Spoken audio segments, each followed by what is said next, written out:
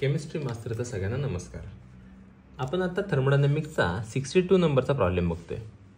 याच्यामध्ये तुम्हाला गिवनमध्ये काय दिले बघून घ्या. तर त्यांनी काय म्हटले, enthalpy of combustion of methane दिले ॲट कॉन्स्टंट व्हॉल्यूम म्हणजेच कोण, तर डेल्टा यू किती दिले, ती -75.993 किलो जूल दिले. जूलमध्ये कन्वर्ट करायचं असेल तर काय करायचं, 3 पॉईंट पुढे जाणार म्हणजे -75.993 जूलमध्ये कन्वर्ट झाली. अजून ॲट कॉन्स्टंट प्रेशरच्या वेळेला किती दिले, ॲट कॉन्स्टंट प्रेशरच्या वेळेची म्हणजे कोण, डेल्टा एच दिलाय, तो किती दिलाय -80 किलो जूल. आता -80 किलो जूल म्हणजे किती, -80123 जूल म्हणजेच काय, 1000 मल्टिप्लाय करायचं. परत आरची व्हॅल्यू सगळ्यांना माहिती आहे. आता मिथेन जाळायचं म्हणजेच मिथेनचा फॉर्म्युला आहे CH4. जाळायचं म्हणजे कोणावर रिएक्शन करायची, तर ऑक्सिजन बरोबर. मग जेवढे कार्बन आहेत तेवढे CO2 तयार होतात आणि किती हायड्रोजन, 4 हायड्रोजनचे 2 H2O तयार होतात. लागले डेल्टा एन काढून घेऊया, पण डेल्टा एन काढायची ती रिएक्शन बॅलन्स करून घेऊया. 2 ऑक्सिजन 4 ऑक्सिजन झाले. वॉटर हा लिक्विड स्टेटमध्ये असतो, हा गॅसियस स्टेटमध्ये असतो, हा गॅसियस स्टेटमध्ये असतो आणि हा पण गॅसियस स्टेटमध्ये असतो.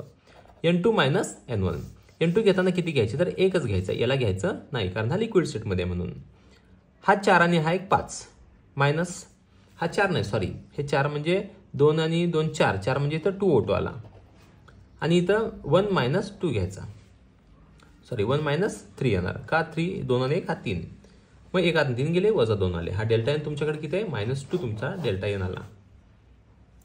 आता आपल्याला काय करायचं आहे, तर टेम्परेचर कॅल्क्युलेट करायला सांगितलं आहे. कॅल्क्युलेट द टेम्परेचर असं म्हटलंय त्यांनी. मग फॉर्म्युला काय आपल्याकडं, फॉर्म्युला आपला delta H is equals to delta U plus delta NRT. आपण काय करूया, हे डेल्टा NRT एका बाजूला घेऊया. बघा बरं, मग काय करूया, delta NRT is equals to काय तयार होईल फॉर्म्युला, हा इथंच ठेवला, हा इकडे गेला, delta H minus delta U. मग डेल्टा एच किती आहे आपल्याकडं, तर -80000 मायनस 75993. ह्या दोघांची वजाबाकी केली.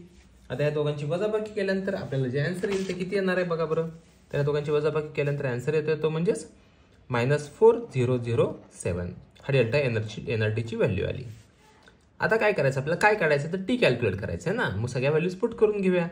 मग हा टी इज इक्वल्स टू काय येते बघा बरं, -4007. आता इथं हा डेल्टा एन इकडे गेला म्हणजे डेल्टा NR असा येणार. मग टी इज इक्वल्स टू काय येणार, -4007. डेल्टा एन किती आहे बघा बरं, डेल्टा एन आहे तो -2 इंटू आर किती आहे 8.314. हा मायनस मायनस काय होईल, कॅन्सल होईल. ह्या दोघांचा गुणाकार करून घ्यायचा. हा गुणाकार किती येतोय बघा बरं, टी इज इक्वल्स टू 4007. हा गुणाकार येईल आपला 16 म्हणजे किती, 16.628 समथिंग येईल. ह्या दोघांचा भागाकार करायचा, ह्याचा लॉग बघायचा, यातनं हा लॉग वजा करायचा आणि जो टेम्परेचर येईल तुमचा 241 केल्विन. थँक्यू.